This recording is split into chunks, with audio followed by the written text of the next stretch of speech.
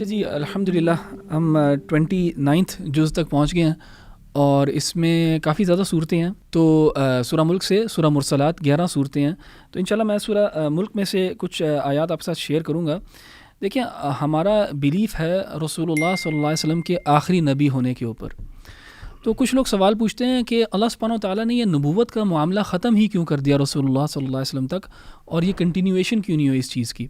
اور اس کا ہمارے پاس جو ایک لاجیکل جو آنسر سمجھ آتا ہے وہ یہی ہے کہ کیونکہ اللہ سبحانہ وتعالیٰ نے وحی کو اور میسج کو پروٹیکٹ کر دیا تو اب رسول کی ضرورت نہیں ہے آگے. ہوا یہ تاریخ میں ایسے ہوا کہ جب رسول آتا تھا اس کے فالوورز آہستہ آہستہ دین چینج کر دیتے تھے، یہاں تک کہ حق تک پہنچنا جو ہے ناممکن ہو جاتا تھا. یعنی یہود نے جو اسکرپچر ہے اس کو اتنا زیادہ چینج کر دیا کہ عیسیٰ علیہ السلام نے آ کے اس کی جو ہے تصحیح کی، اس کی کریکشن کی اسکرپچر کی. عیسیٰ علیہ السلام کے بعد جو کرسچنز ہیں انہوں نے اتنا زیادہ چینج کر دیا عیسیٰ علیہ السلام کا ریلیجن کہ اب حق تک پہنچنا جو ہے وہ ناممکن ہو گیا تھا. یہاں تک کہ رسول اللہ صلی اللہ علیہ وسلم کی بعثت سے پہلے کچھ افراد ایسے تھے جو حق جاننا چاہتے تھے اور اللہ تعالیٰ کی عبادت کرنا چاہتے تھے، لیکن ناممکن تھا ان کے لیے to find out what the truth was. So another prophet was required، ایک اور پروفٹ ریکوائرڈ تھا کہ وہ آ کے پھر واضح کرے. تو اللہ تعالیٰ نے جب رسول اللہ صلی اللہ علیہ وسلم کو بھیجا تو اللہ تعالیٰ نے اپنے اوپر ذمہ لیا کہ میں یہ وحی کو اب پروٹیکٹ کروں گا. یہاں تک کہ اب کسی نے بھی اگر ٹروتھ تک جانا ہے، رسول اللہ صلی اللہ علیہ وسلم کے میسج تک جانا ہے، تو ہمارے پاس ہماری سورسز جو ہیں پروٹیکٹڈ ہیں such that another messenger is not needed. اچھا، اس کا ایک اور مطلب جو ہے یہ ہے کہ the Quran takes the place of a messenger. اچھا، اور اگر ہم دیکھتے ہیں اسٹوریز آف دا پروفٹس کے اندر جنہوں نے میسنجر کو جھٹلایا، جنہوں نے میسنجر سے منہ موڑ لیا، جنہوں نے اعراض کیا یا جنہوں نے اگنور کیا میسنجر کو، ان کے ساتھ کیا ہوا؟ ان کو عذاب دیا گیا. یہی چیز جو ہے اب قرآن کے ساتھ اپلائی کرتی ہے. جو لوگ قرآن سے منہ موڑ لیں گے، جو لوگ قرآن کو اگنور کریں گے، جو لوگ قرآن کو جھٹلائیں گے، تو وہی ان کے ساتھ بھی ہوگا. تو اس میں سورہ ملک میں ہمارے پاس کچھ آیات ہیں. اللہ تعالیٰ کہتے ہیں کلما القی فیہا فوج سألہم خزنتہا الم یأتکم نذیر، کہ اللہ تعالیٰ کہتے ہیں کہ جب بھی ہم جہنم کے اندر الٹائیں گے کچھ لوگوں کو، ان سے سألہم خزنتہا، جو جہنم کا جو فرشتہ ہے وہ پوچھے گا الم یأتکم نذیر، کیا تمہارے پاس کوئی آگاہ کرنے والا نہیں آیا، کوئی وارنر نہیں آیا تمہارے پاس؟ تو وہ اعتراف کریں گے کہ بالکل آیا. قد جاءنا نذیر فکذبنا وقلنا ما نزل اللہ من شیء، ہمارے پاس آیا ایک وارنر، ہمارے پاس آیا ایک رسول، لیکن ہم نے اس کو جھٹلایا اور ہم نے کہا کہ اللہ تعالیٰ نے کوئی چیز جو ہے نا نازل نہیں کی. ان انتم الا فی ضلال کبیر، اور تم جو ہے نا بڑی گمراہی میں پڑے ہوئے ہو. یعنی جھٹلایا انہوں نے رسول کو.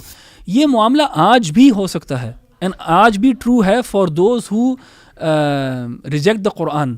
فار ایگزامپل جو بھی قرآن کو ریجیکٹ کرتے ہیں ان تک بھی میسج پہنچ چکا ہے، تو ان کے ساتھ بھی یہی معاملہ ہو سکتا ہے.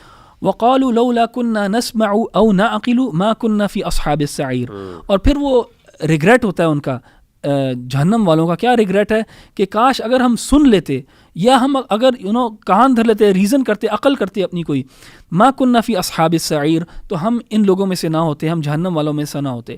فاعترفوا بذنبهم، تو انہوں نے اپنے گناہ کا اعتراف کر لیا لیکن اس کا کوئی فائدہ نہیں ہوا.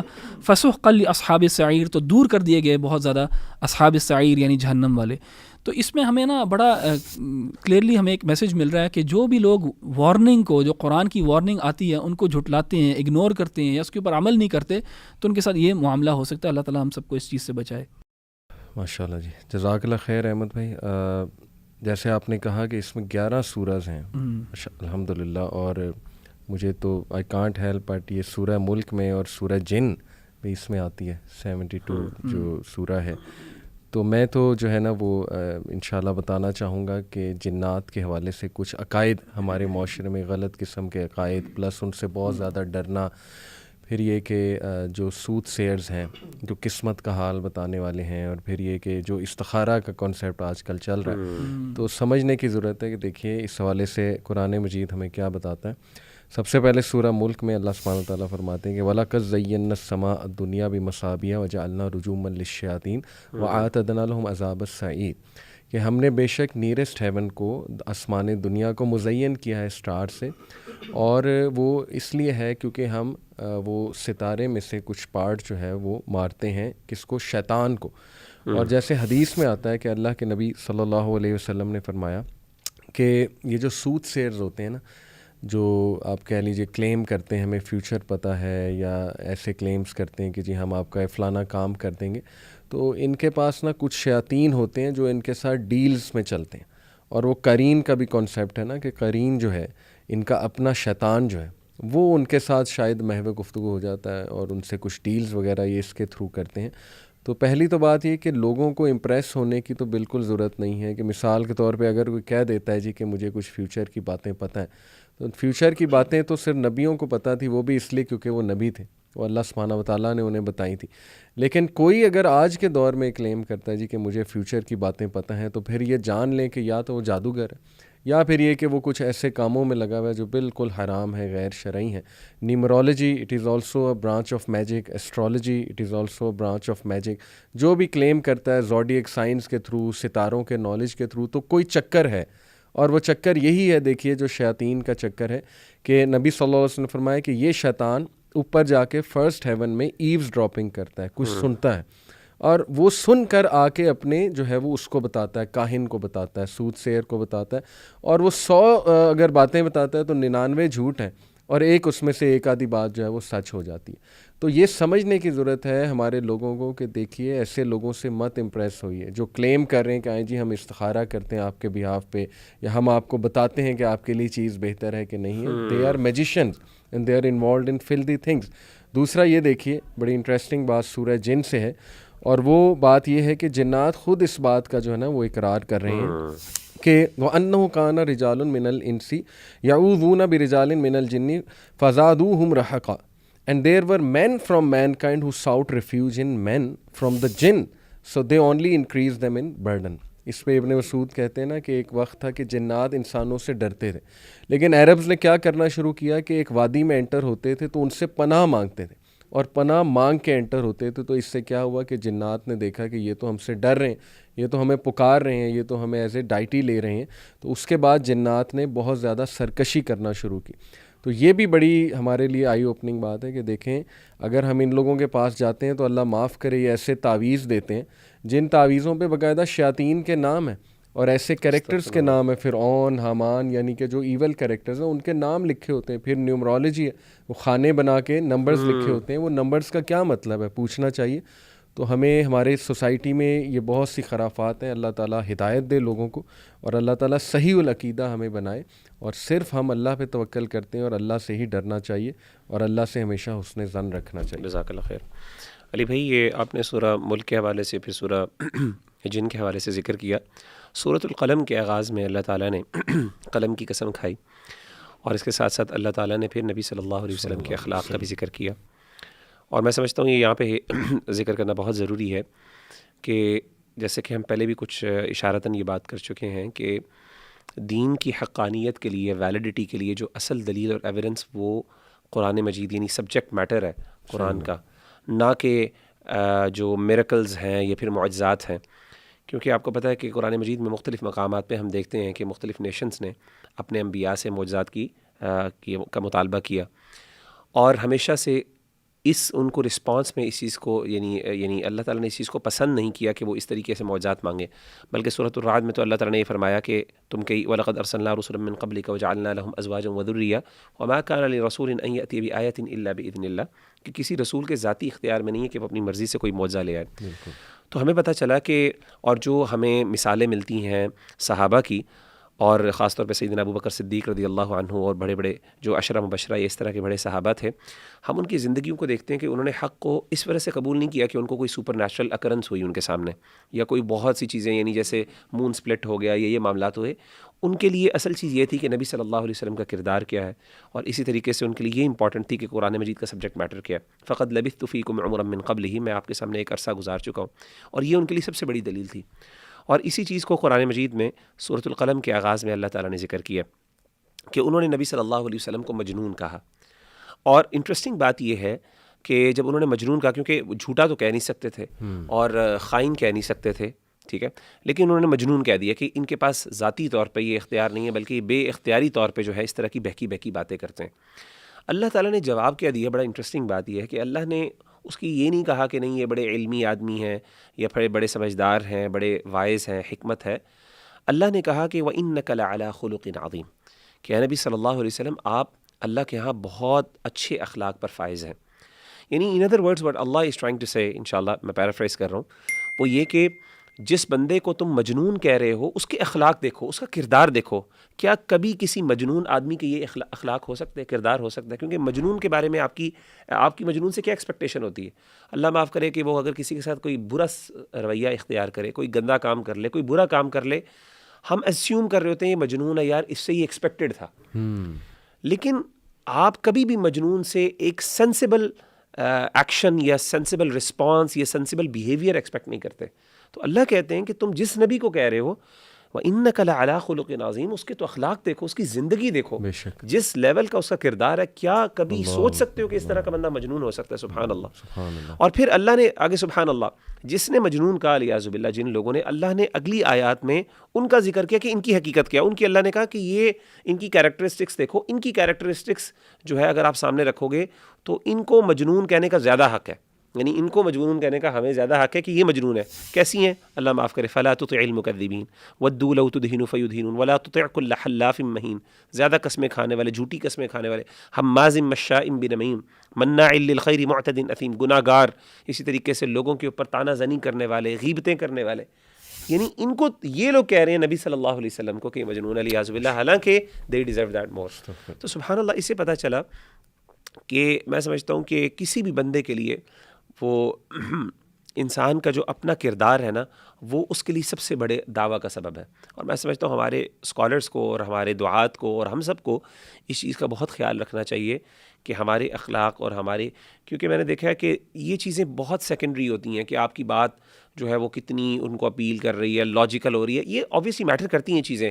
لیکن اس سے پہلے ایک بندے کو ریسیپٹیو بنانے کے لیے ضروری ہے کہ آپ کا اخلاق اتنا اچھا ہو. ہمارے خود ایکسپیرینسز ہوتے ہیں، ہم کچھ لوگوں کے بارے میں جب ہم سے نہیں ملے ہوتے، ہم ان کے بارے میں بڑا نیگیٹو رویہ ہوتا ہے، ہم ان کے بارے میں بڑے سینیکل اور کریٹیکل ہوتے ہیں. لیکن جب وہ ہمارے ساتھ اچھا رویہ کرتے ہیں، ایک دم ہم ان کے ریسیپٹیو ہو جاتے ہیں، ہم ایک دم ان کی غلطیوں کے بارے میں جسٹیفیکیشنز اور ایکسکیوزز خود ہی دینا شروع کر دیتے ہیں. لہٰذا تو یہ، اور کیونکہ ہم ریسیپٹیو ہوتے ہیں، ہم ان کی بات کو ایکچولی ایک جو ہے نا بینیفٹ آف دا ڈاؤٹ دینے کے لیے ان کو تیار ہوتے ہیں. سبحان اللہ. یہاں پہ آپ کی اجازت سے ایک بات کوٹ کر دوں بڑی زبردست، کہ امریکہ میں ایک پروفیسر تھے انگلش کے، یہ ایک اسکالر نے، امریکن اسکالر نے بتایا، وہ ایتھیسٹ ہو گئے تھے، مسلمان تھے، ایتھیسٹ ہو گئے. تو he said what brought me back from atheism to Islam. وہ علامہ محمد اقبال کا نا ایک شعر ہے، وہ میرے ذہن سے نکل گیا. وہ یہ ہے، اس کا کرکس یہ ہے کہ تو خدا کو تو جھٹلا سکتا ہے لیکن تو محمد کا انکار کیسے کر سکتا ہے. اب اس میں بڑی ڈیپتھ ہے. یعنی محمد صلی اللہ علیہ وسلم تو ایک ریئل بینگ تھے، ایگزسٹ کرتے ہیں، ان کی قبر موجود ہے. تو کیا تم سمجھتے ہو ہی لائڈ؟ ان کا ایک امپیکٹ پورا موجود ہے جس نے پوری جغرافی کو چینج کر دیا اس زمانے میں. کیسے آپ اس کو ایکسپلین کر سکتے ہیں؟ اچھا، میں نے سورہ حاقہ کی کچھ آیات آپ کے سامنے رکھنی تھی، لیکن اس سے پہلے مجھے سیرہ کا بھی ایک واقعہ یاد آ گیا. تو آپ کی اجازت سے دو چیزیں جو ہیں وہ میں اکٹھی آج مینشن کروں گا. حضرت عمر نے، ہمیں پتہ ہے کہ جب اسلام قبول نہیں کیا تھا تو he was not pro Muslims and pro Islam. تو سیرہ کی روایات میں آتا ہے، تاریخی روایات ہیں، ان میں آتا ہے کہ ایک دفعہ حضرت عمر جو ہیں ہی ہیپن ٹو کم اکراس رسول اللہ صلی اللہ علیہ وسلم رات کے ٹائم پہ، جب آپ صلی اللہ علیہ وسلم کعبے کے سامنے کھڑے ہو کے قرآن مجید کی تلاوت کر رہے تھے. بہت خوبصورت واقعہ ہے سیرہ کا. تو آپ کو پتہ ہے کہ جو بڑے بڑے قریش کے سردار تھے وہ چھپ چھپ کے قرآن مجید سنا کرتے تھے. تو حضرت عمر کہتے ہیں کہ، اور یہ مسند احمد میں روایت موجود ہے، اس کے راوی خود ہیں حضرت عمر، جب انہوں نے اسلام قبول کر لیا اس کے بعد. تو رسول اللہ صلی اللہ علیہ وسلم جو ہے سورہ حاقہ کی تلاوت کر رہے تھے. تو حضرت عمر کہتے ہیں کہ وہ روایت کرتے ہیں کہ میں نے سوچنا شروع کیا کہ یہ جو تلاوت کر رہے ہیں، یہ مجھے لگتا ہے یہ قریش میں سے کوئی بہت اعلیٰ قسم کا پوئٹ ہے جو کہ ان آیات کو پڑھ رہا ہے. حضرت عمر کہتے ہیں جیسے ہی میرے ذہن میں یہ خیال آیا، رسول اللہ صلی اللہ علیہ وسلم نے سورہ حاقہ کی اس آیت کی تلاوت کی، وما هو بقول شاعر قلیلا ما تؤمنون، کہ یہ کسی شاعر کا کلام نہیں ہے، بہت تھوڑا ہے جو تم ایمان لے کے آتے ہو. حضرت عمر کہتے ہیں کہ پھر میرے ذہن میں خیال آیا کہ اچھا ہو سکتا ہے کہ یہ کسی کاہن کی طرف سے ہو، کسی میجیشین کی طرف سے ہو. حضرت عمر کہتے ہیں کہ ٹو مائی سرپرائز اگلی آیت جو نبی کریم صلی اللہ علیہ وسلم نے تلاوت کی وہ تھی وَلَا بِقَوْلِ كَاهٍ قَلِيلًا مَا تَذَكَّرُونَ nor is this a mumbling of a fortune teller، بہت تھوڑا ہے جو کہ تم غور کرتے ہو. حضرت عمر کہتے ہیں پھر میں کنفیوز اسٹیٹ میں آ گیا، میں نے اپنے آپ کو پوچھنا شروع کر دیا تو پھر یہ کیا ہے. تو اگلی آیت میں اللہ رب العزت فرماتے ہیں جو کہ نبی کریم صلی اللہ علیہ وسلم نے تلاوت کی، تنزیل من رب العالمین، یہ اللہ رب العزت کی طرف سے نازل کردہ ہے۔ تو مورخین نے لکھا ہے کہ this was one of the ways جن کی وجہ سے نبی کریم صلی اللہ علیہ وسلم کا جو ہارٹ ہے اٹ بیکیم سافٹ فار اسلام۔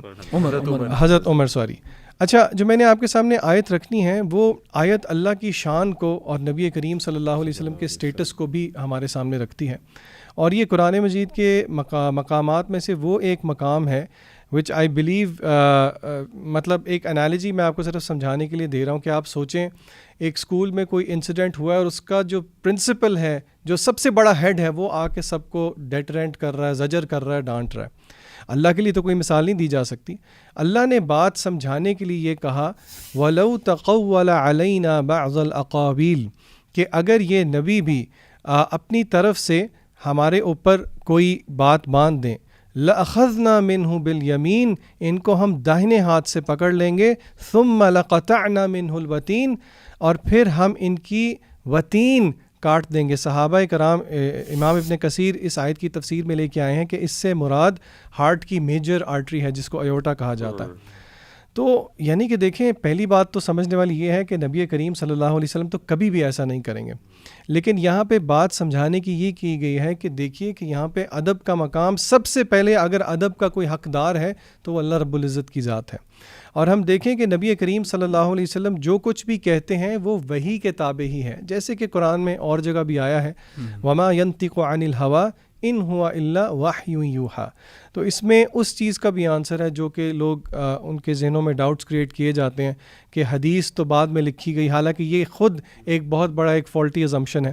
تو در حقیقت اللہ کی بات اور رسول کی بات وہ ایک ہی آرگینک ہول ہے جو کہ ہمیں ایکسیپٹ کرنا چاہیے۔ اچھا، میں بھی یہاں پہ نا سورہ حاقہ کی کچھ آیات ہیں جو شیئر کرنا چاہ رہا تھا، اور اس میں اللہ سبحانہ و تعالیٰ نا فیوچر بیان کرتے ہیں اور دو گروہوں کا ذکر ہے، اور میں یہ صرف آیات پڑھوں گا اور ترجمے کے لحاظ سے پیرافریز کروں گا ترجمے کو۔ اللہ سبحانہ و تعالیٰ کہتے ہیں کہ فَأَمَّا مَنْ أُوتِيَ كِتَابَهُ بِيَمِينِهِ، تو پھر جس کو کتاب جو ہے اس کے سیدھے ہاتھ میں دی جائے گی، فَيَقُولُ هَاؤُمُ اقْرَءُوا کِتَابِیَهْ، تو وہ خوشی سے جائے گا اور کہے گا سب کو کہ یہ دیکھو میری کتاب پڑھو۔ جیسے کہ ہمیں کوئی رزلٹ ملتا ہے کسی ایگزام کا، اور رزلٹ اگر بہت اچھا آتا ہے تو ہم دکھانا چاہتے ہیں کہ اور لوگ دیکھیں۔ انی ظننت انی ملاق حسابیہ، وہ کہتا ہے جس کو کتاب سیدھے ہاتھ میں دی گئی ہے، وہ کہتا ہے کہ مجھے پتا تھا کہ میرا ایک دن حساب ہوگا، تو وہ اس کو he was aware of this reality, اور اس کے لیے اس نے تیاری کی ہوئی تھی۔ فہو فی عیشۃ راضیہ، اور وہ پھر ایک جو ہے اچھی زندگی میں ہوگا، ایک پلیجربل لائف کے اندر ہوگا، فی جنت عالیہ، اللہ تعالیٰ کی بلند جنت کے اندر، قطوفها دانیہ، اور وہاں پہ وہ پھل کھائے گا، کلوا واشربوا ہنیئا، اور اس کو کہا جائے گا کہ کھاؤ پیو جیسے بھی چاہتے ہو اپنی سیٹسفیکشن کے اوپر، بما اسلفتم فی الایام الخالیہ، اس چیز کی وجہ سے کھاؤ پیو جو تم نے پیچھے محنت کی ہے، جو تم نے ایام پیچھے گزارے ہیں، جو تم نے آگے بھیجا ہے، اس کے اوپر تمہیں یہاں پہ ریوارڈ دیا جا رہا ہے۔ اچھا، اس کے کانٹراسٹ بھی اب مینشن کیا گیا، وَأَمَّا مَنْ أُوتِيَ كِتَابَهُ بِشِمَالِهِ، اور جس کو اس کی کتاب جو ہے اس کے لیفٹ ہینڈ میں دی گئی، فَيَقُولُ يَا لَيْتَنِي لَمْ أُوتَ كِتَابِيَهْ، وہ کہتا ہے کہ کاش مجھے یہ کتاب دی ہی نہ جاتی، وہ اس کو چھپاتا پھرے گا اور وہ ریگریٹ کرے گا کہ یہ مجھے کیا چیز مل گئی ہے۔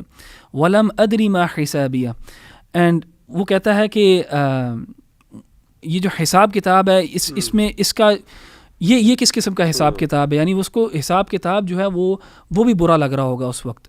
یا لیتہا کانت القاضیہ، کاش کہ میری جو موت ہے نا وہی اینڈ ہوتا ہر چیز کا، یعنی مجھے دوبارہ اٹھایا ہی نہ جاتا، اتنا ریگریٹ ہے یہاں پہ۔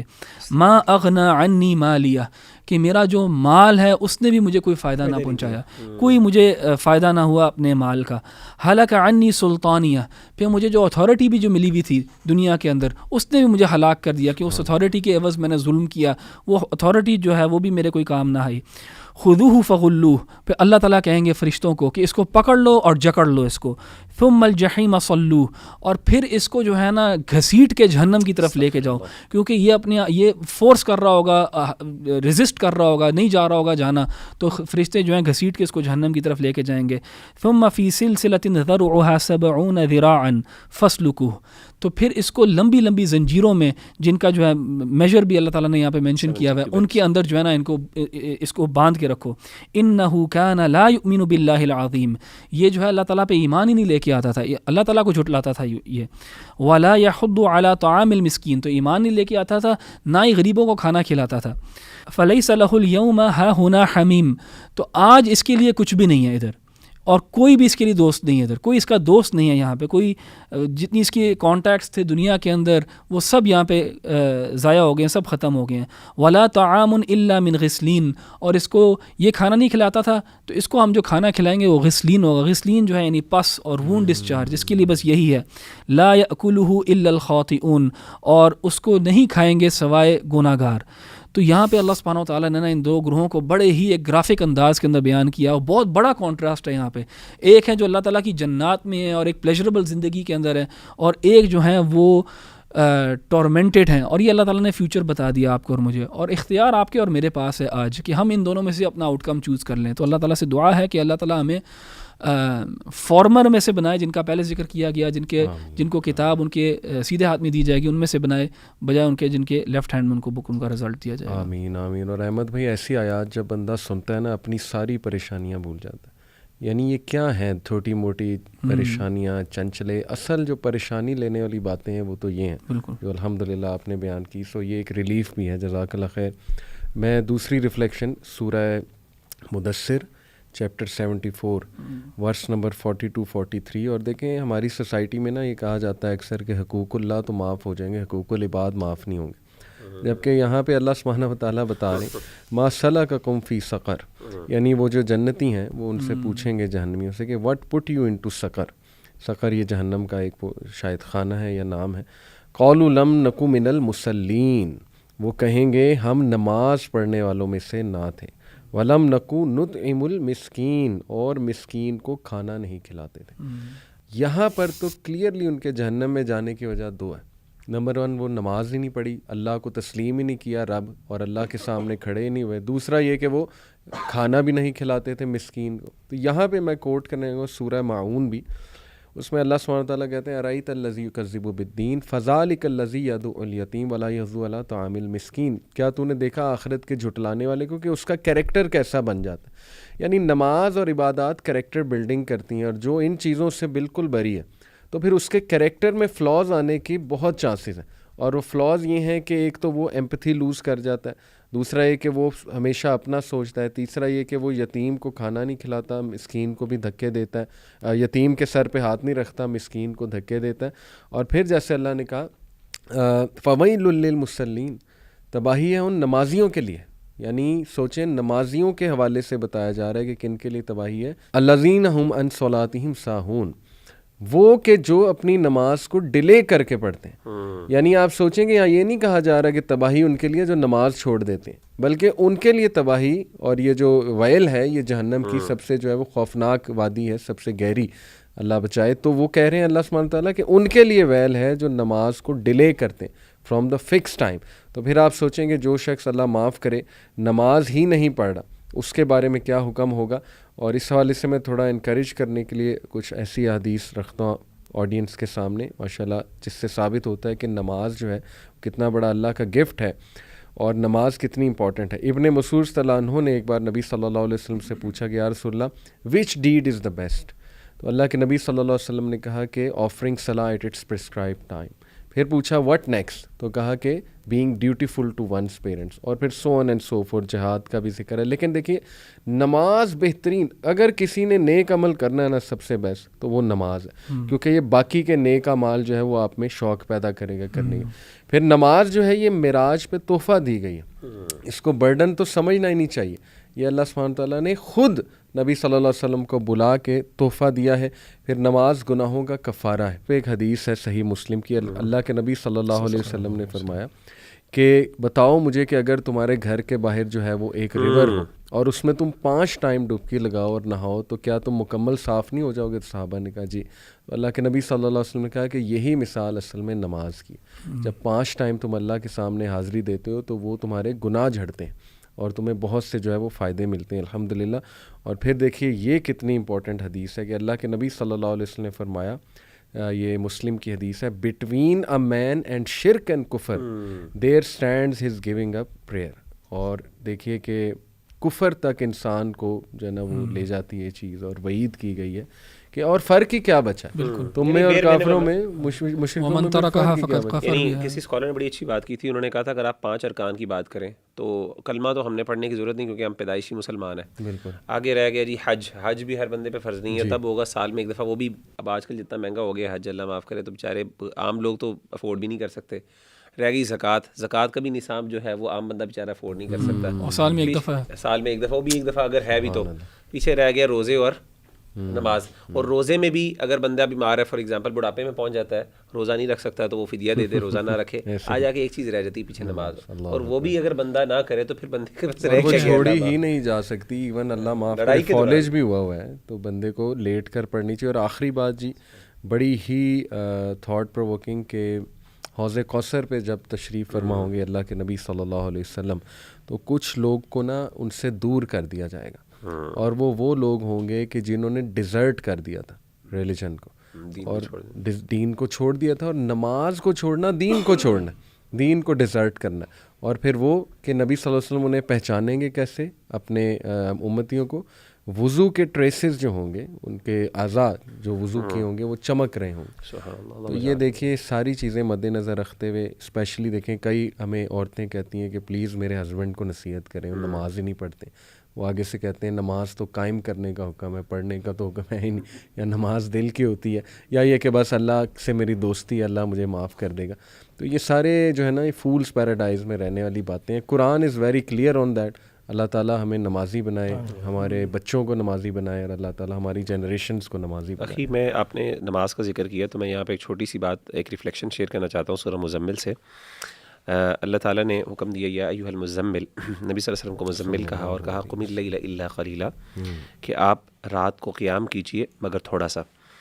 تو اور نبی صلی اللہ علیہ وسلم آغاز میں بہت لمبا لمبا قیام کرتے تھے, تو جس کی وجہ سے آپ کے لیے صبح کے ٹائم ظاہر ہے آپ کی ذمہ داریاں ہوتی تھیں اور بہت سے کام ہوتے تھے, جیسے کہ آگے ان لک فی النہار سبحا طویلا کا ذکر آتا ہے کہ آپ کے لیے صبح کے ٹائم بہت سے مشغلے ہیں, بہت امپورٹنٹ کام ہے جو آپ نے نبھانے ہوتے ہیں. اس لیے اب رات کو اپنا جو ہے وہ قیام ضرور کریں, لیکن کم, یا تو آدھی رات کریں یا اس سے کم, یا اس سے تھوڑا سا زیادہ بڑھا دیں, اور قرآن مجید کی تلاوت کریں. تو نبی صلی اللہ علیہ وسلم داعیان دین کے امام ہے, سیدھی سی بات ہے, دعویٰ کے امام الدعوہ نبی صلی اللہ علیہ وسلم کی ذات ہے. میں یہ سمجھتا ہوں کہ ہمیں خاص طور پہ جو دعات ہیں دین کے کام کے, دیکھیں ہم لوگ بعض اوقات اپنے آپ کو نا یہ بہانہ دیتے ہیں کہ یار ہم دین کا کام کر رہے ہیں 24/7, ہم دعوت دے رہے ہیں, ہم لیکچرز دے دیں, ہم وہ کر رہے ہیں, وہ ہماری جو پرسنل عبادات ہوتی ہیں نا, ہم بعض اوقات ان کو کمپرومائز کر رہے ہوتے ہیں. اور ہم یہ سمجھتے ہیں کہ شاید چونکہ یہ بھی دین کا کام ہے تو اسی لیے ہمیں شاید ان کی ضرورت نہیں ہے. اور میں نے دیکھا ہے اکثر اوقات مثال کے طور پہ لیکچر ہے یا پھر اس طرح کے معاملات ہیں تو ہم سنتیں چھوڑ رہے ہیں.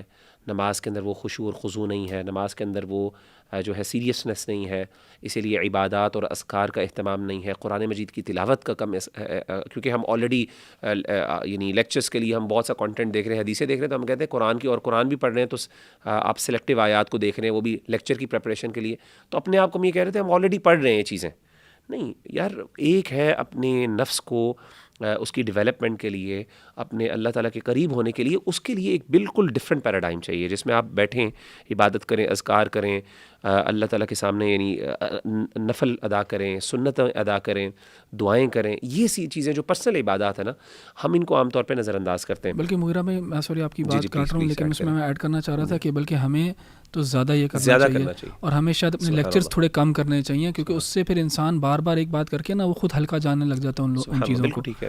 اور اس میں اللہ تعالیٰ نے اس صورت کے اندر وہ بیلنس کریٹ کیا کہ آپ کے پاس صبح کام بھی ہیں تو آپ ایک چیز کو بہت زیادہ ڈومینیٹ نہ ہونے دیں اپنی لائف کے اندر. اور بالکل کیونکہ صبح کے لیے آپ کے امپورٹنٹ کام ہے. ایک تو یہ چیز میں سمجھتا ہوں کہ ہمیں بیلنس کریٹ کرنا ہے, دعوت کا کام بھی کرنا ہے, اور خاص طور پہ وہ لوگ, اسے ان لوگوں کی بھی وضاحت, ان لوگوں کو بھی ان کے لیے بھی لیسن ہے کہ وہ لوگ جو ایک سپرفیشل جو ہے نا پکچر یا امیج لے کے دین کا اپنے ذہن میں رکھے ہوئے کہ دین کا مطلب صرف لمبی لمبی عبادات کرنا ہے اور لوگوں کے اندر مخالطہ نہیں کرنا, لوگوں سے ملنا جلنا نہیں ہے, دین کا دعوت کا کام نہیں کرنا. یہ ان کے لیے بھی ہے کہ یار ان کو تھوڑا کم کرو. اللہ تعالیٰ نبی کو کہہ رہے ہیں کہ آپ اپنی رات کے قیام کو تھوڑا کم کریں, آپ نے صبح جو ہے آپ نے دین کی دعوت کا کام کرنا ہے, لوگوں کے ساتھ ملنا جلنا ہے, اپنے جو سوشل معاملات ہیں وہ سارے معاملات بھی دیکھنے ہیں. تو اس سے پتہ چلا یہ بیلنس ہمیں کریٹ کرنا ہے دونوں کو, ایک چیز کو ہم نے حاوی نہیں ہونے دینا اپنے اوپر. اور دوسرا پوائنٹ جہاں پہ یہ جو آیت ہے نا, ان ناشئۃ ناشئۃ اللیل ہی اشد وطئا واقوم قیلا، کہ راتوں کا جو اٹھنا ہے یہ بہت، ایک تو اس کا ایک دل جمی کے لیے انتہائی مناسب ہے، اور اپنے نفس کو کنٹرول، اشد وطئا یعنی اگر آپ اس کا لٹرل مطلب لیں تو کہنے کا مطلب ہے کہ اپنے نفس کو روندنے کے لیے سب سے بہترین ہے، وہ اقوام قیلا، اور اسی طریقے سے بات کے لحاظ سے سب سے درست بات کے حساب سے، یعنی یہ اس کا ذریعہ ہے کہ ایک انسان اگر درست بات کرنا چاہے تو اس کے لیے.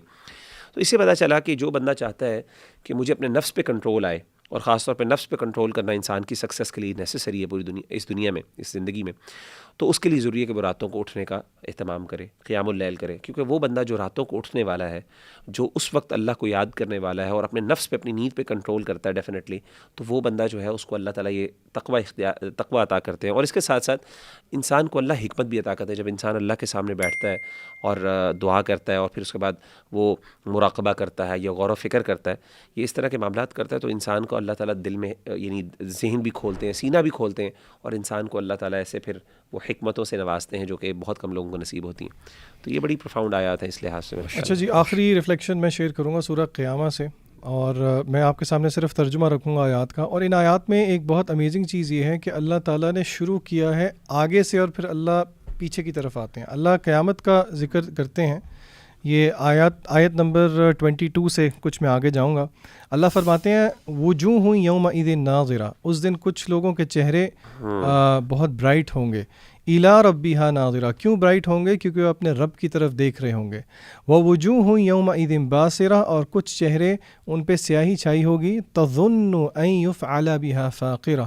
یہ آیت جو ہے نا، یہ ہم لوگوں کو بار بار اکیلے پڑھ کے غور کرنی چاہیے کہ اللہ نے کس طریقے سے ان کی کیفیت بیان کی ہے. جن کے چہرے کالے ہوں گے کہ ان کو یقین ہوگا، اینٹیسپیٹنگ سم تھنگ، تظن ان یفعل، کہ ان کے ساتھ کیا جائے گا کمر توڑنے والا معاملہ.